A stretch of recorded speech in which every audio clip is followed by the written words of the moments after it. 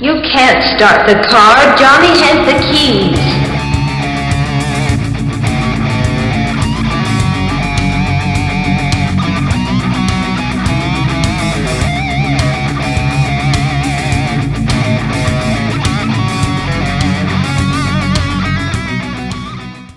Hello, hello, hello out there in podcast land. You have reached Johnny Has the Keys, where we talk about horror movies and science fiction films and those key elements that lift them above the average genre fare. I can't say that anymore. It's like, I don't know. I Every just can't say time. that anymore. Every time. I am here today with my good friend David Horton. How are you doing today, David? I am well, Tim. How are you? I am good. I am Good. good. What has been going on in your week this week? My week this week, let's see. I guess the only real thing in my week is I finally got to see Soul, the new Pixar movie. I watched it, and it's not. I mention it because it is sort of genre related because it deals with some really kind of abstracty, artistic. Imaginings, so to speak. They're not ghosts. They literally are the souls of these people, and it's very interesting. It's very existential, and it's a very mature cartoon. I would say that it is not, or animated film. I would say that it is not for children at all, really. Really? Was it Up that way? Up was kind of that way too. Up was more mature, but you had the young boy who was kind of like the hero of it that led you through it, sort of thing. This doesn't have that. The hero is like a 40 plus black musician and soul musician at that. And it's all about his life and his choices and the people in his life. And it's a very mature story. It's a very, but it's also I really highly recommend it. It's very inspiring. And it's a very, I don't want to say heartwarming because that sounds like that kind of downplays it. It's a very positively restorative movie. Put it that way.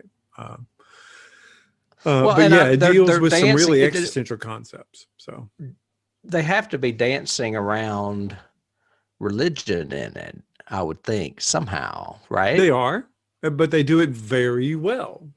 It's more of a spirit, for lack of a politically correct way, it's more of a spiritual piece than a religious piece. I figure they would have to be if they're going to appeal to a mass audience. Yeah, and they do it in a very in very clever ways and unique things, and their terminology and how they refer to different entities is very unique. So I would recommend it. I think you would enjoy it. I think you and Dennis both might like it. And of course, it's Pixar, so it's associated with the mouse. So.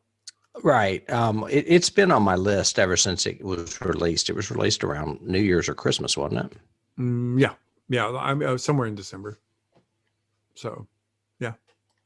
Very cool. Well, yeah. What about you? Well, Dennis, if you're going to talk Disney for a second, Dennis and he's been catching up on movies we just never saw. One of the ones we watched was, and I think I may have mentioned this already, was I can't think of the name of it, the Hawaiian one. Moana. We watched that one. I kind of liked it. I don't think he did. And then we watched one before. Oh, we watched Brave too. Oh, had you never seen Brave? No, not at all. It was, female empowerment before it became hip to be female empowerment. Right. Basically. Well, you mean a little more pronounced as it is these days, but yeah. Yes. I see what you mean. Oh, and you're talking about in history as well. Yeah, of course. Yeah. I mean, historically, when it first came out, it was one of those, people weren't really doing that. This was before Me Too and all that, and before seemingly now almost every major script has to have a strong female lead. Mm-hmm. And not that I'm totally against that. I'm just, it's falling into kind of a predictable thing now. And Well, it will for a while, but it'll mellow yeah. out as we Oh go. yeah. It'll balance Because there's out. movies out there now that are completely women, like Oh directing, yeah. writing, acting, everything too, Yep. which is, it's been a long time coming. So Agreed. So totally agree with that. And I think it's good, and the products are good. So mm-hmm. I don't have an issue. I mean, you don't really see them producing the, what do you call them? The teen adult, the books or films or whatever.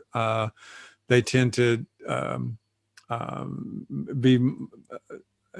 I tend to like them a lot better than I do the teen adult drama things. That's funny because there's Yeah. not a lot of teen adult drama I like. I Yeah, can't well, think there of you any go. actually. Well, I mean, we're going to talk today about one that definitely inspired one that became huge. But And before we I get to actually, that, let me talk about what I really wanted to talk about. We were yeah, talking about Disney there for a second, but yep. I again went on a binge of Turner Classic Movies that had 4 early Godzilla movies, and I watched them all. Oh my gosh. I watched the original Godzilla from 1954, which is a Godzilla! very different movie. Yes. Well, I mean, America re-edited it, inserted Ironside, what's his name, Raymond Burr, Raymond Burr, yeah. and and changed the movie around, whereas the original has a much sadder ending and makes you reflect a little bit, a lot actually, on nuclear war or atomic war. And then I went and watched Godzilla Raids Again, which is the second film. All of these are directed by the same guy, by the way. I can't remember his name. Honduras, I think is his name. Sure. And Godzilla Raids Again was pretty interesting. He ends up getting buried by an avalanche. They can't really get rid of him, so they just start missiling mountains, and all this snow just starts coming down and burying him.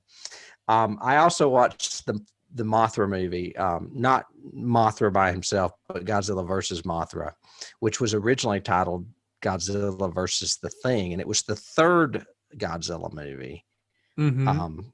King Kong versus Godzilla was, it was the fourth one. King Kong versus Godzilla was the third one, and they didn't have that one, so I couldn't watch it. And for some reason, it was called Godzilla versus the Thing. I don't know why. It's like they changed the titles when they brought them overseas, Possibly. and in some cases, I think they were co-produced. But and then I also watched Invasion of the Astro Monsters, which you would have loved. You keep coming up with these every week. What was the one? Spider Baby? Well, no, this one is another Godzilla film, but it's set on a different planet. And what they do is this planet decides that it needs Godzilla, Ghidorah, the three-headed monster, and Rodan. And they come down to Earth and they shoot these beams into the ocean and put Godzilla and like Ghidorah in a bubble and lift them up out of the ocean and take them away to another planet. Okay, great. Where they can battle. I can't remember the reasoning behind it. There was not a lot of reasoning behind it, but it was pretty hysterical. The mutants and that from movie was Metaluna. Called, what's that? They can battle the Metaluna? mutants from Metaluna. Right, Yes. right. And that movie, for some reason, was also called Monster Zero. Okay. Like you would watch it.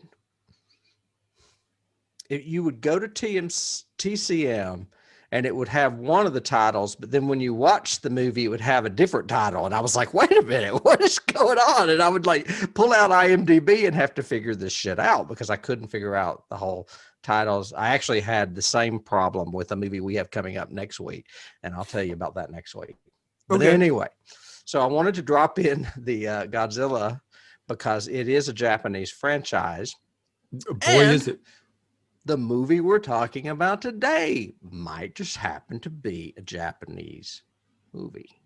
Oh, it's not a mite. It definitely is a Japanese movie. For those of you who have no clue, you're just randomly clicking on podcasts or YouTube Yeah, and came who are up on these this. crazy people? We we are today going to discuss a movie that some call a classic. Some people say it's required viewing, that sort of thing. It gets like 100 or so on Rotten Tomatoes. I was It, shocked. it is called Battle Royale from 2000. It was directed by Kenji Fukasaku, and it's basically the biggest thing he ever did. He had done some films before this, but this was his big one. For those of you unfamiliar with it and haven't watched it, go watch it now and then come back and listen to us spoil it for you. Or if you haven't, we'll just spoil it anyway and you can just follow along with us. But the premise, the story, as it is in the future, the Japanese government has decided that they need to create this new law called Battle Royale. And they capture a class of ninth grade students and basically over a 3-day marathon force them all to kill one another until there's only one survivor. And if that sounds a lot like another movie, boy howdy, we'll be talking about that as we go through it. I think that's one of the reasons this movie's on the map is because of that controversy. Well, I remember, it did lead to a sequel. There was a Battle Royale 2 in 2003. There have been lots of references to this movie and a lot of different things in television, and we'll talk some of those keys as we go. But had you seen this movie before we watched it? I have seen this movie before. Okay. And honestly, if you want to go on first impressions, I watched it on video, actually on DVD way back when, like probably around 2004. Okay. And I remember liking it and thinking, wow, this is a really good movie for a foreign film. I wasn't watching it quite as many foreign films then as I was now, or as I am now. So when I watched it again for the podcast, I was a little disappointed. I was like, this is not as good as I remember it. Mm-hmm. So, but yes, I had seen it. And you told me, I believe, that you had tried to watch it before, but not completed it or something. Correct. I had watched, the first little beginning at one time before, and went, oh, this may have to go down on I know everybody recommends it, but I don't know if I can watch this movie list. But this time I did, sit all the way through it and watched it, or rather read it, sort of and watched it. No, my version was dubbed. I'm not sure what version you watched. Mine too, but it was still fun to have subtitles. Yeah, well, yes. And it was, I have to say, I was not very impressed at all with this movie. I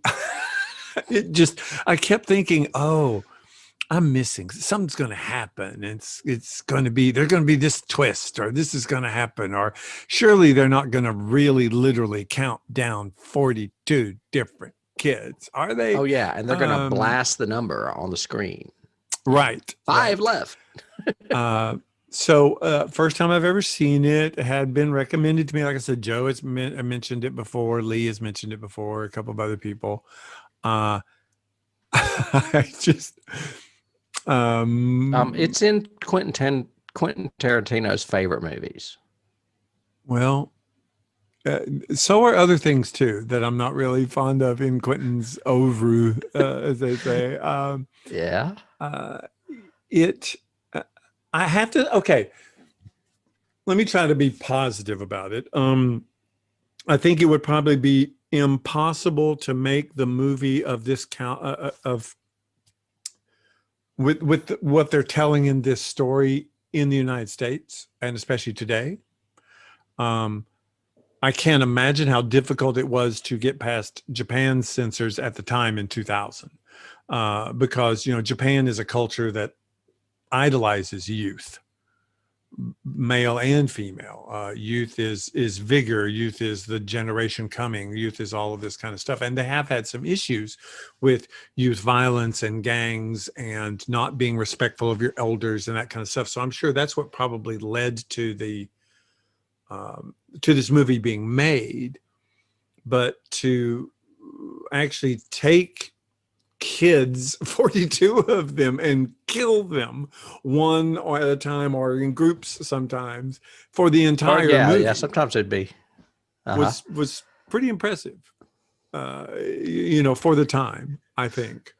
It's ultra violent. It's very violent, and yet they used hardly any blood, which I found interesting. Yes. And hardly any squibs. There's only like one or two squibs, but people get shot all the time. Oh yeah. One of the leading weapons is a machine gun that never runs out of ammo except one time when he changes a clip. And that's right before he gets shot. And I was like going, really? I mean, you mentioned it getting through Japan as far as not being banned. And apparently they did try to ban the novel because it was a novel first, very much like that other movie. And as a result, it got more popular, which that's what happens. You tell kids you can't read a book. What are they going to do? They're going to go out and find it. Mm-hmm. So that was one thing. The movie was banned in South Korea due to graphic violence. It was one of the top 10 highest grossing films in Japan. Well, yeah. Hey, go watch a bunch of kids get killed. Come on, watch it. If we go back to the roots, I find it very interesting that this guy that directed it that you mentioned, Fukasaku, was 70 years old when he directed it. His birthday was on the set, and then he died 2 years later. I was like, who is this old guy? Where did he come from? Well, he was Japanese. He was, Japanese movie maker. Right. I mean, Kurosawa and several of the others did some of their best work later in life. Yeah. So, I think that's kind of the way their cinematic world. And I don't know a lot about, I admit, and I think I've said this on the podcast before, I haven't watched a lot of foreign films, nor do I have a huge appreciation for a lot of foreign films. I see them more for their anecdotal or cultural extreme than I do actually appreciating it. So I tried in this one to be more, the film critic and go, if I was in the Japanese audience in 2000, would this have been a scary movie that would have offended me or whatever? And I'm going, I don't know. I don't know if it would have or not. Yeah, it's funny. I am a big aficionado of foreign films. Yes, not just horror, but other films as well. And I mean, we try to do one or two of these every season. I have actually got one coming up that's also an Asian, but it's a big monster movie. And I think you'll like it better than this. I just remembered this movie as being better than it was. So when we put it on the list and chose it, I was kind of shocked that it's not that great. Well, I was prefacing all that by saying that because my thoughts are whether this was a foreign film done in Japanese, done in Ireland, done in America, it doesn't matter. The mistakes I think this movie makes, or the things I don't like about this movie, are kind of basic 101 mistakes. The music, for example, is literally horrible. It's so horrible. It's funny. Yes. Yeah. It takes you out of every single moment that it's used in. Right. There's one where he plays that classical piece and he's showing the ocean and everything else, and he shows it for so long. You're going, why are we looking at this? Are kids running for their lives? What is this? The pause? What are we doing? I like the jarring blasts of it. Yes, too. all the bombastic, which is go. Where is this? Why are they doing this? Very bombastic movie. The voice dubbing is terrible. It's really like really bad anime voice dubbing sounds to me. I'm looking at my notes right now, and literally I have the music is terrible like 8 times in my notes. Yeah. I'm just looking at it. Well, I mean, we've had a lot of that lately. I mean, we had that with Silent Running. We had that with The Wicker Man last year. So we picked a few that have some bad music. But the more we watch them, the better The Wicker Man sounds. I'm just saying. Oh, absolutely. Yeah, I'll take my hippies over my loud, jarring Japanese monster music or whatever. But like I said, it's just basic direction problems. There is bizarre shot structure, and not that his shot composition, it's his editing that doesn't work and feels like you missed a shot or you missed a scene or something's odd. There's little, and by little, I mean little to no, meaning emphasize no character development in this movie at all. I thought so too. And when they try to do it, it's kind of confusing.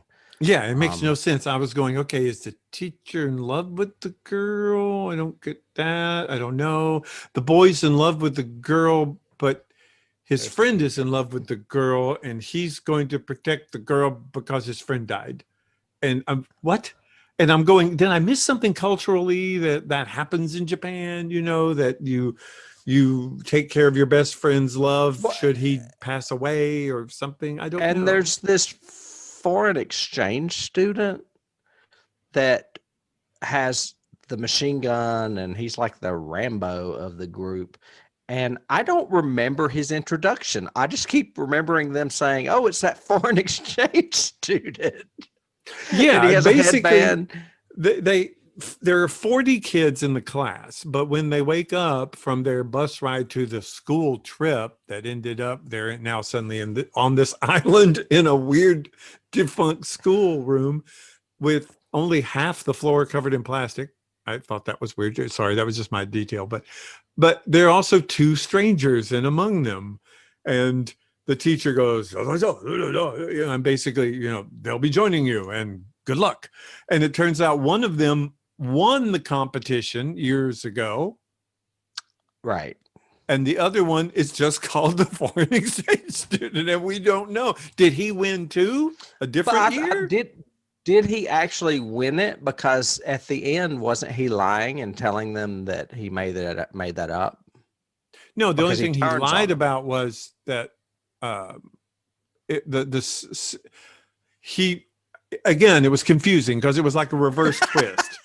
He said to them he was lying in order to get their loyalty or whatever. Loyalty, but really he killed his girlfriend and he didn't care about her. But that turns out to all be a lie because for some reason the callers have microphones that he didn't want to share with everybody. That, oh my gosh, they're listening to everything we do.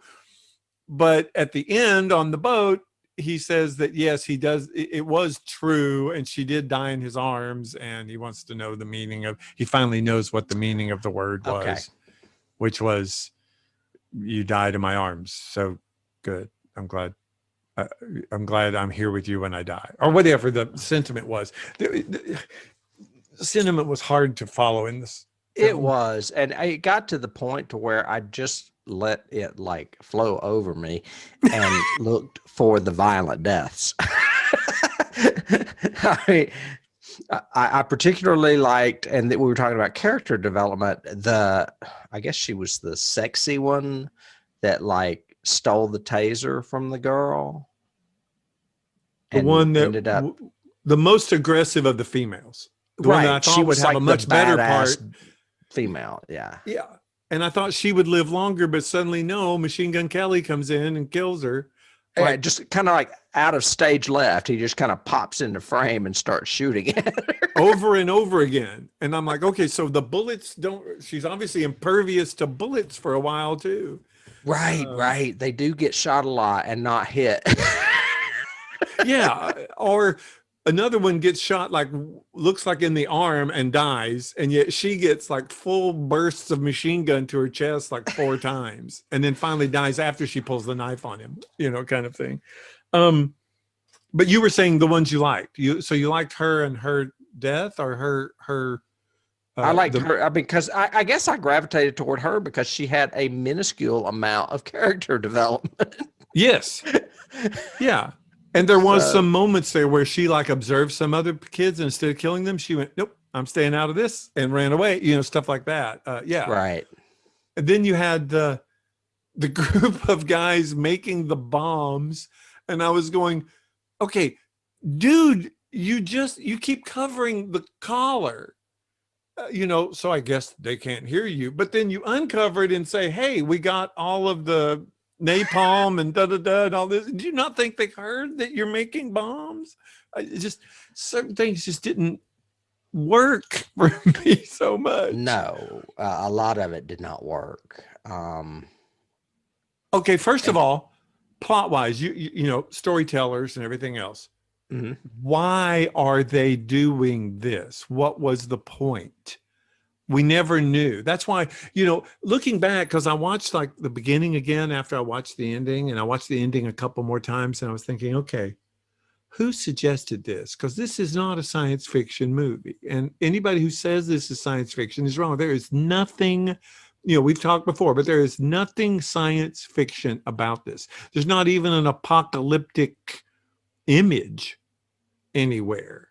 They say at the beginning, the government has now imposed battle royale.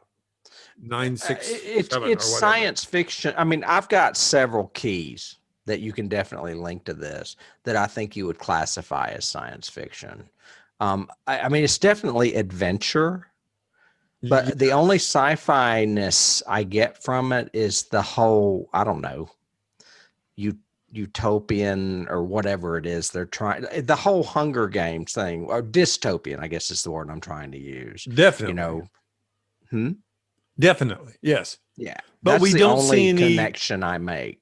But we don't see any reason for the dystopia.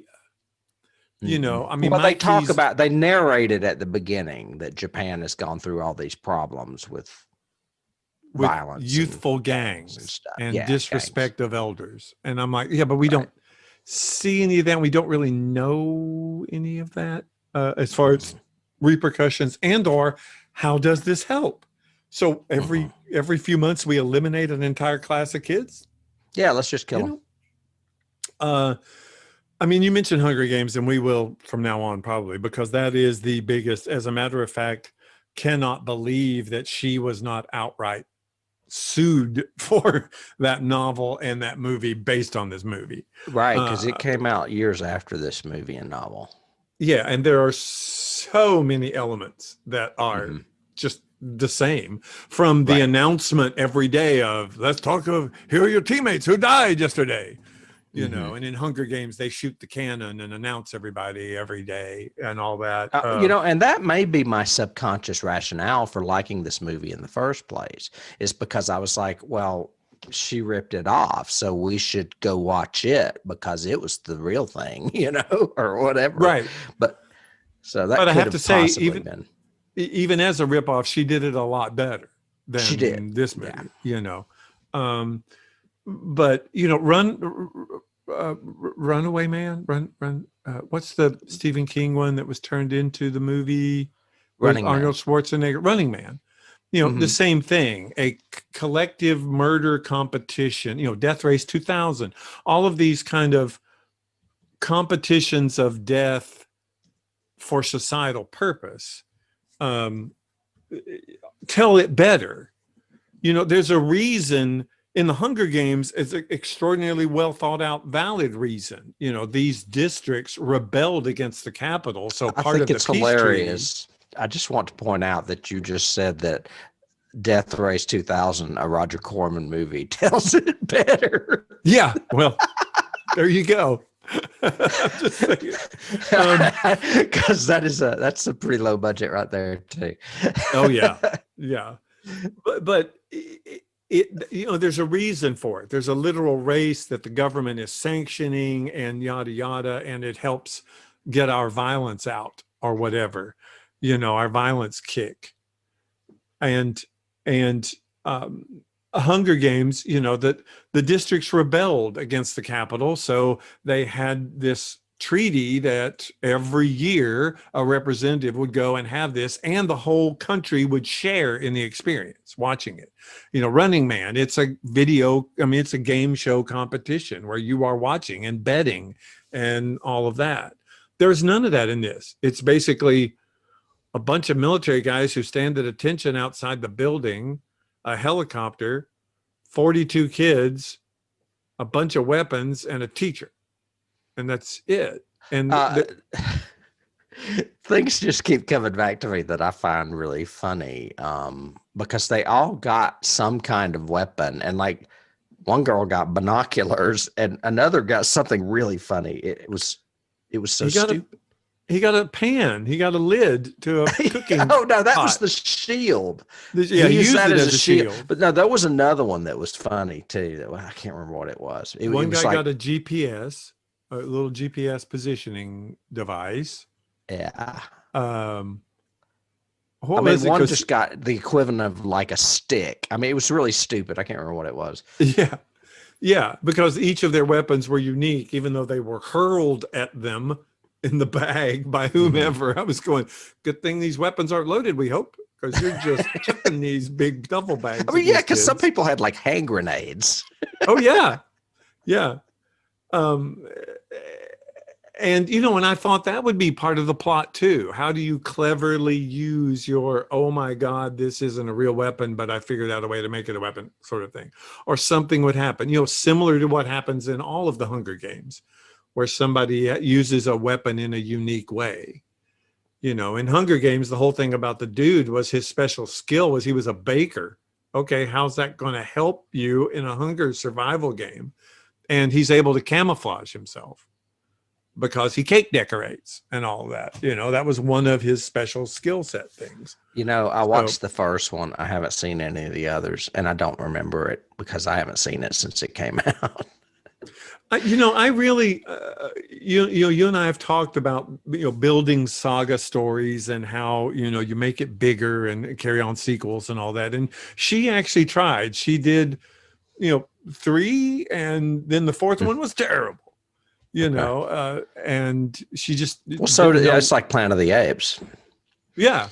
Yeah. I mean, when they started the originals, they just got worse as they went, pretty much. Yeah. After, Battle was just a bad movie, I mean, there's only so far you can stretch good material. Agreed. But well, let's talk about the deaths, because this does, one of my keys I'll immediately say is Friday the 13th, because it's like, how can we kill these people and this many people in different ways? And there were a few that were unique, I thought. Even though one was not really the death, it was what you did with the death, which is basically the guy, our foreign exchange vigilante dude, killed the one guy and then put a grenade in his mouth, cut his head off, and tossed the head into the room. Yeah, that was awesome. I was going, okay, that's a good death for Tim. That was a good kill. Yeah. I was going to go. The very first time they used the collar. Yeah, that was awesome, man. That was awesome. And they never did it again. And they killed somebody in the class in the beginning too. Didn't he throw a knife at him or something? Well, yeah, he's the same guy that in the backstory had cut the teacher's butt. So he ended up, and he was the lead guy's best friend. He's the one that died with the collar. They blew the collar up. Yeah, I told you I was going to have a hard time remembering these character names. Well, I don't know any of the names, honestly. Yeah. And could not tell you. Well, and I'm looking at a list now, and I can't tell the character name from the actor name. Well, there's that, unfortunately. But that death I thought was really good. And I was going, okay, cool. So these collars are interesting. And yet they never, ever, period, used them. He made this big point of every hour there's going to be a different area that's closed off. And if you're caught in the area, and it was so ridiculous because they would all stop and take their maps out and start writing on the map. Yeah. Like they're going to look at these maps for reference later. At 2:00, we can't be here, and I'm going, but nobody ever died from it or never bothered anybody.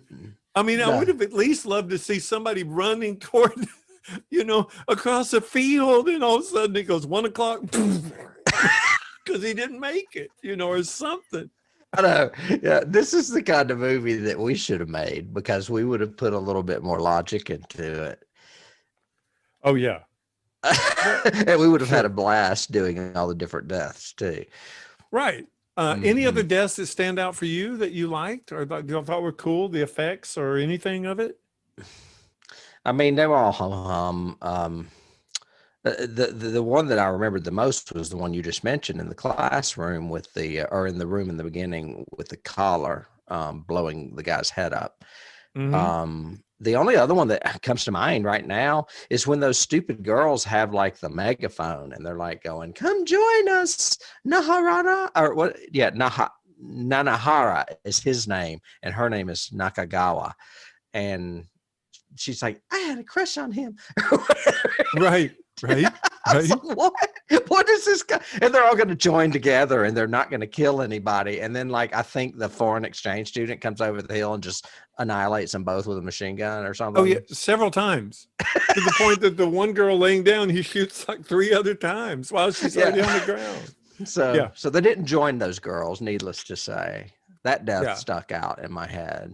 But again, something that Hunger Games does better. I mean, she plays a lot with these, it's almost like, Survivor more so, because some of them form these packs and they go around saying, we're going to kill everybody else first and then we'll fight amongst ourselves kind of thing. And I expected that to happen. And they did. They showed one group of 4 of them, but within like literally 3 lines of dialogue, they all shoot each other.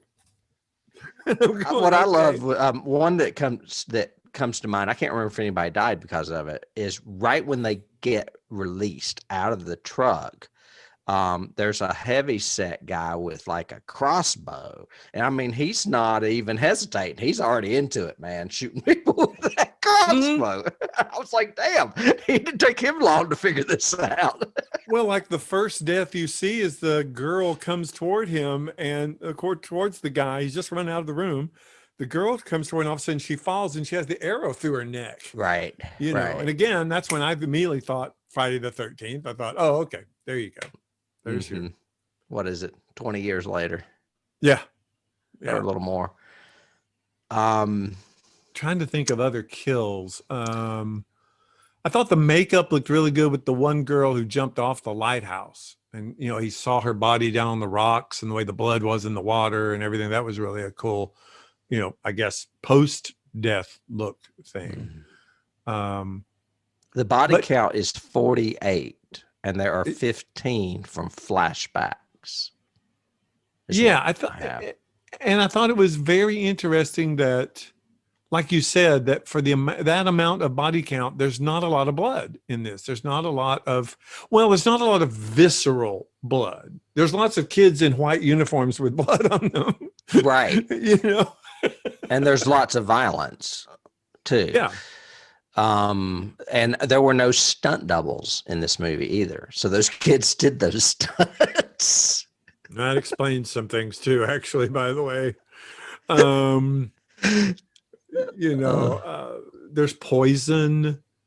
There's they poison the chick's soup or whatever, and she starts barfing. Yeah. Throwing up blood, which, to me was Hateful Eight. It was that same thing as Hateful Eight when he takes the poison and throws up starts vomiting blood.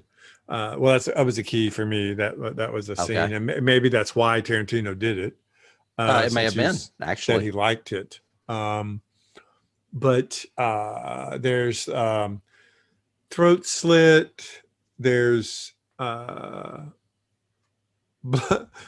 blowing up a truck.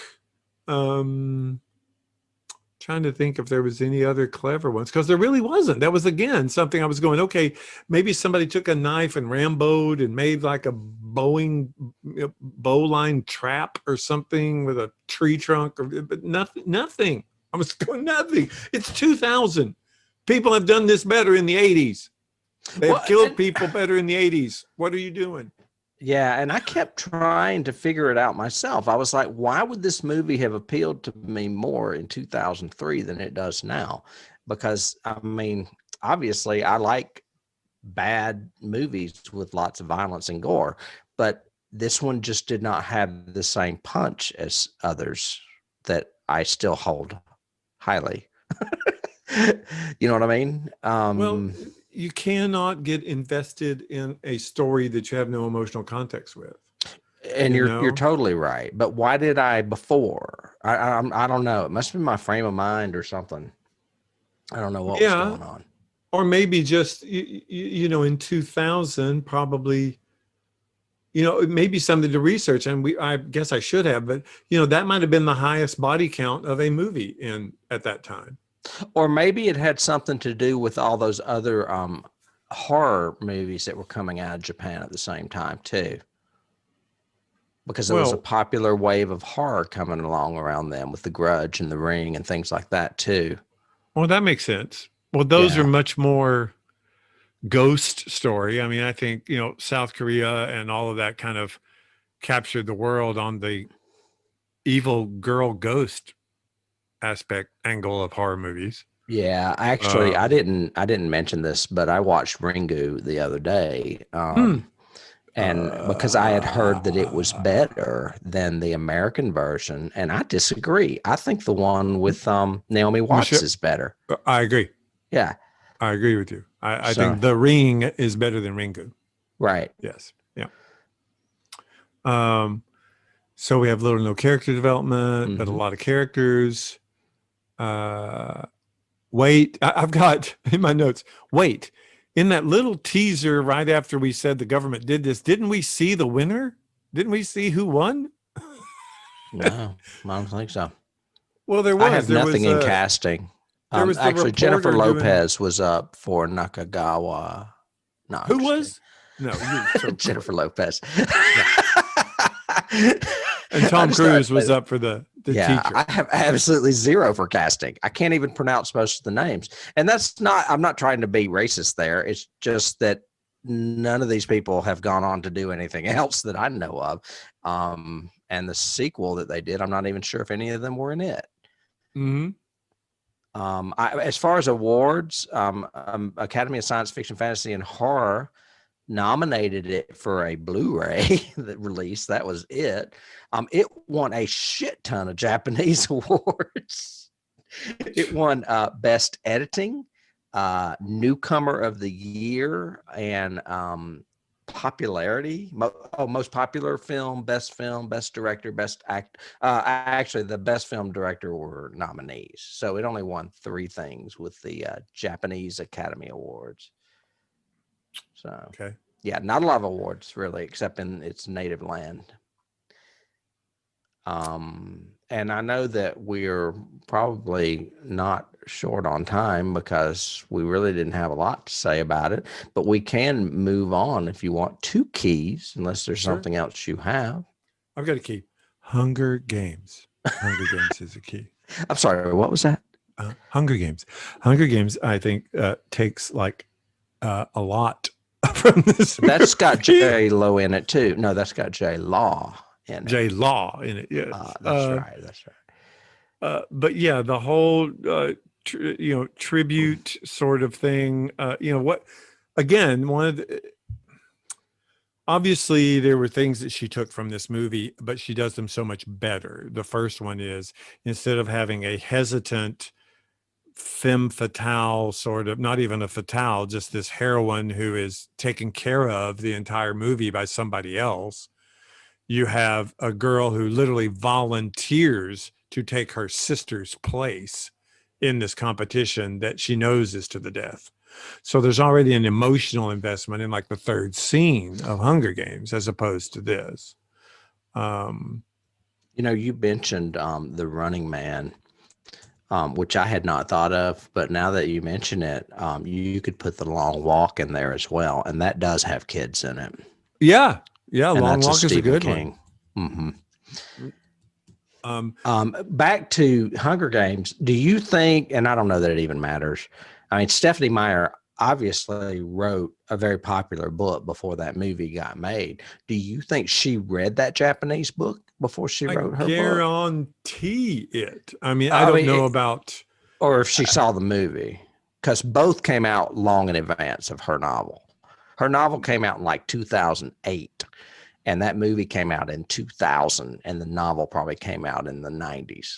Well, and I'd be curious, listeners, if you know the stuff that we don't know, but let us know. But I would hazard to say, yes, she definitely watched the movie and probably read the book. Mm-hmm. And I don't know enough because I never read the "Hey, book, I so can I do this don't know the similarities or the differences. I don't either.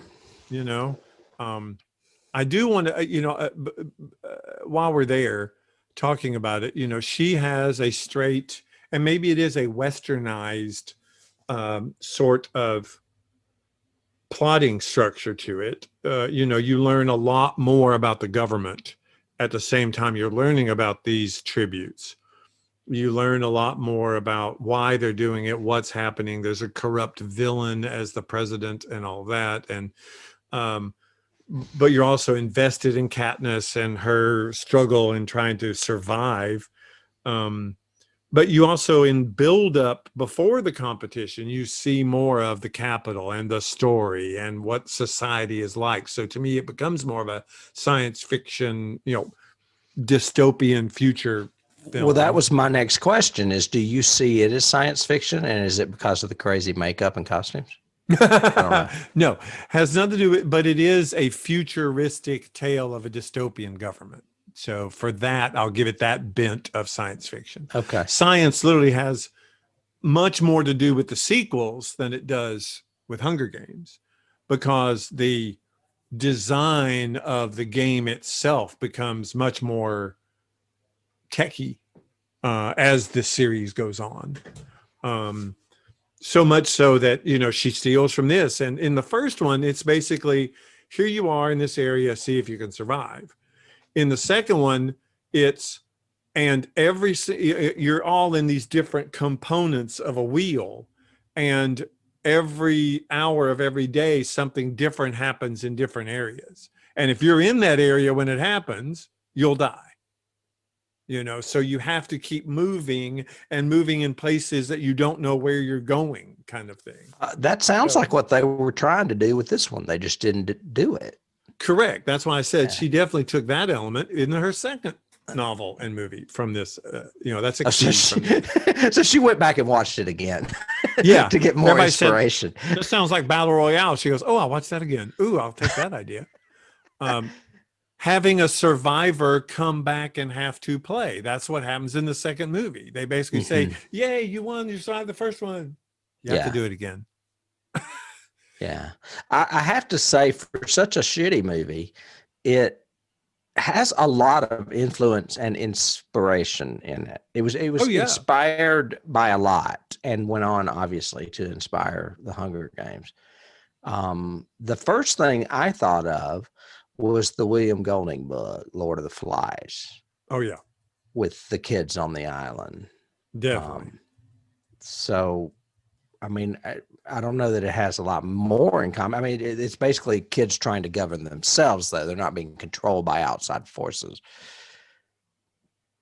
Well, it has, yeah, right. It's more of a watching what happens when a group has no morals. Yeah, it's like a microcosm of a new society or whatever.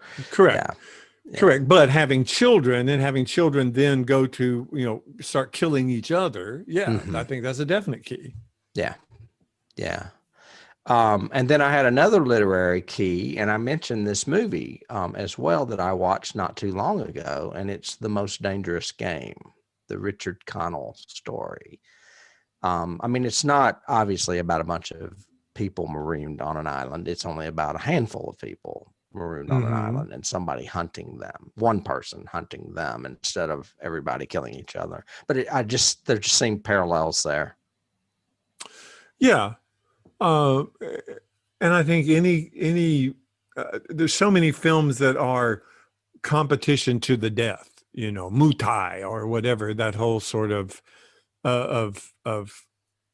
thing that we can't say, there were ones before this movie.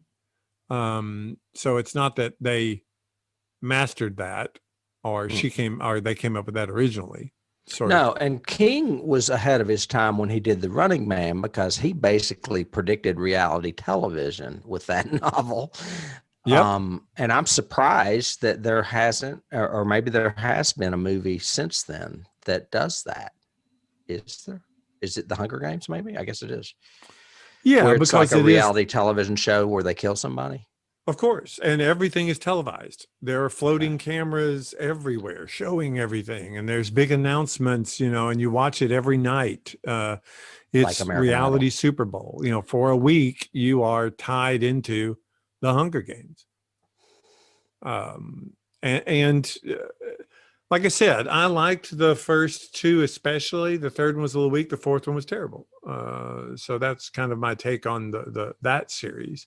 Um, I had a key or some keys that I came from an element of this, which is the exploding collars. Yeah, You yeah. know, I know where you're going. my first one, of course, was Triskelion because of Star Trek, Gamesters of Triskelion, because they're pain collars, but Right. who can forget Kurt with the whole, sort of thing. Um, but I think there was a movie that came out. I have it in my notes in 91 or 92. I think it's called Deadlock, something. Anyway, the prison that has the exploding collars. That's what you have. If you go beyond the border, your head will explode. Right. You know, Well, don't forget Escape from New York. Escape from New York. Yeah. Right. That was another one that I had, and that's the one I thought of as far as heads exploding.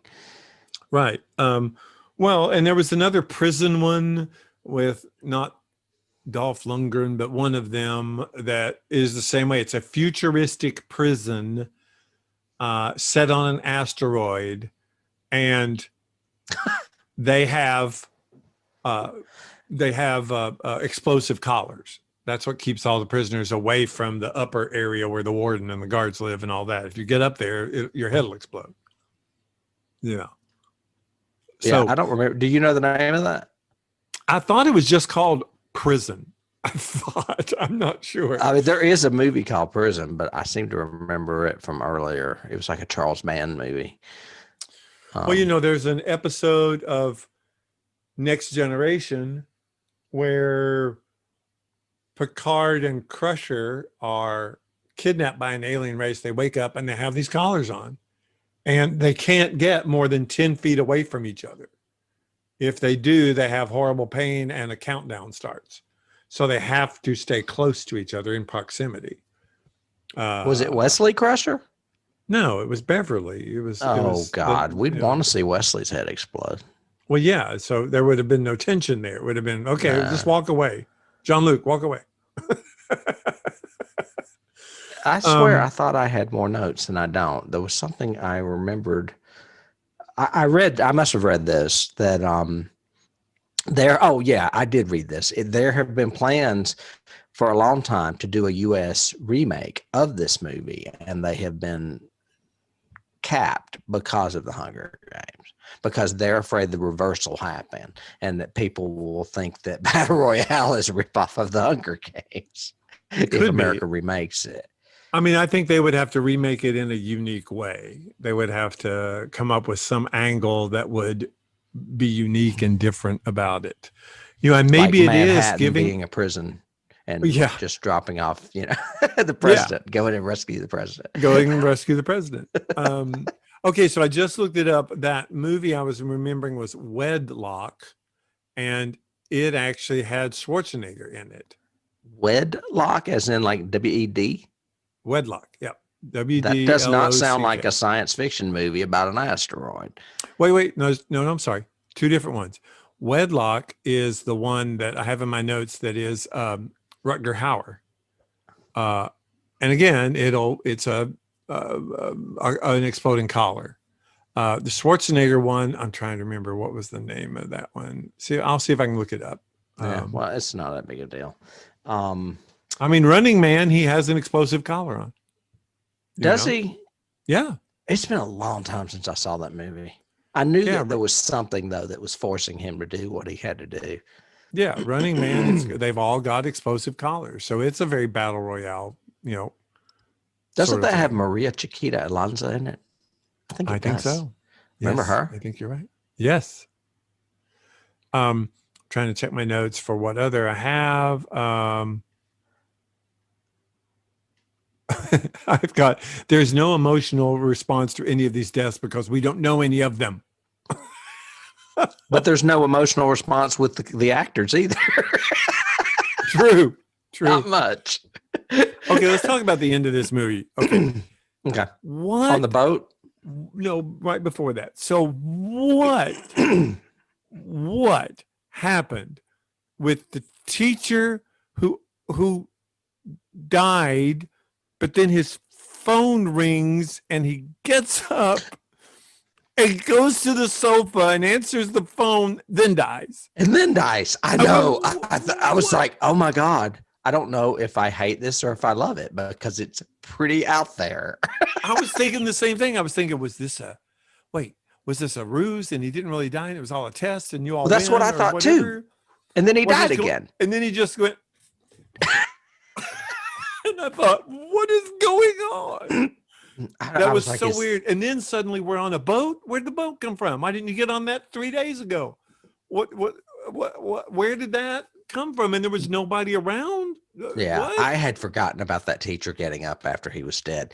And I was like, is this some kind of Japanese trope where heroes or villains just get up for one last word and then die again? What is that? I feel that way sometimes when I watch foreign films, and I felt it this time. Is there something culturally that I am not understanding, right, or not getting? And again, I thought the same thing. I thought, is this a trope that they do where, if you come back for one last little thing, you can yell at your daughter or whatever he did? Or that's why I regret to say that we picked this movie, because we only do one or two of these a year, and I do try to get good ones, and this one just kind of slipped in because a lot of foreign movies, a lot of them are inspired by American cinema. So we're starting to see really good movies in other countries. I mean, not that some countries didn't have good movies to begin with, like you said, Kurosawa, Sergio Leone. But anyway, I mean, for instance, we did Let the Right One In the first season, and that's a Swedish film. But that film has got great mood and great atmosphere. I can't remember what we did last season. Do you remember? Okay, but is it, and again, I'm not racist or culturally indifferent about this. Is it something endemic to Japanese cinema, though, too? Right. The Godzilla movies aren't exactly known for their empathy. You just watched them recently. How much great storytelling would you say is in there? Well, as they go, it gets more cartoonish and like almost superhero-ish. The beginning, I mean, when it started, when Godzilla destroys, I'm not sure if it's Tokyo, it's some town, some city. It's pretty devastating. And you feel it. You're like, these people, it started the trope of all the people running to the hills, but in this one, they're doing it for a reason. And then at the end, they bring in that whole atomic war message, and it gives that movie a whole new depth than the latter Godzillas. They basically did become almost, well, I mean, they spun off shows like Ultraman with Godzilla. It's kind of like how Batman got camp in the 60s. All of a sudden Godzilla got camp too, with the giant, wrestling moves and him doing this kind of stuff, like he's human instead of a monster. So I would disagree with you on if you're going to take it in the context of the very first film. Okay. Beyond that, it starts getting more and more ridiculous. And he eventually becomes a hero too, instead of a villain. True. They do turn their monster into a hero as the series progresses. Yeah. We did Deep Red last season, and you didn't like that one either. Well, yeah, true. True. Well, I do have another Asian monster movie coming up later this season, but I can guarantee you it's more interesting than this movie was. Well, and we've got other foreign films. Essentially, next week is foreign films. Oh, you know what? So- And that did not even occur to me till I watched it last night. I was like, oh, yeah, this is a third one. I didn't realize we were doing 3. So we are. Well, this is the year of 3s. We've said that. We've said That's that true. It's our third season. In our 3 promo. foreign films. And actually another first that we'll surprise everybody with, too. So, Yeah. all right. Well, anything else you want to say about Battle Royale? Battle Royale! Look at the chalkboard! Every time you texted me, you would pluralize it. You'd put an S on it. And I was like, is he watching more than one? Battle Royales? Battle Royales. Those are those little delicious chocolate mints that you eat. No. No, I don't have anything else to say really about Battle Royale. I wish it had been better. I really think, and that maybe that's the spin. They need, what's his name? I cannot think about it. But the director who did the remake of Evil Dead, the latest one, the really, oh my God, it's a blood avalanche sort of movie. Do you know who I'm talking about? That not director, off the top of my head. I know that direct because I really ended up liking that in a weird, twisted Eli Roth sort of way. I thought it was very over the top violence. Is his name Fede Alvarez? Yes. Yeah. Okay. Maybe he should do Battle Royale and do it like a Fangoria film. Man, he did that movie Don't Breathe. Have you seen that? Yes. Yeah. Yeah, it reminded me a little bit of that old British movie Asylum. The one where the guy has to go through the house, the razor blades. The razor blades. Yeah. Razor blade wall. But yeah, maybe he needs to do a remake of Battle Royale. That's just this gore fest. Oh my gosh, I can't believe we're killing. Not campy like Friday the 13th became, but some really good. I mean, that might be an interesting take on it and get it made. Sort of thing. Oh, I went away. You did for a second. I did. That was weird. But that's okay. I was getting rid of those kids. I was sick of seeing them. Sick of seeing them. I hope they all died. Oh, yeah, they did. Yeah, well, I guess that brings us to a close with the Battle Royale. We would like to thank everybody for joining us, as you do, hopefully weekly. We like to hear from you, if you will. Just send us an email or touch base with us on Facebook. If you are watching us on YouTube, don't forget to subscribe and ring that bell. And always, you can join us for our shows on Patreon as well. David, it's been a pleasure. You too. All right. I will see you next week. Talk to you next week. All right. Bye. Bye.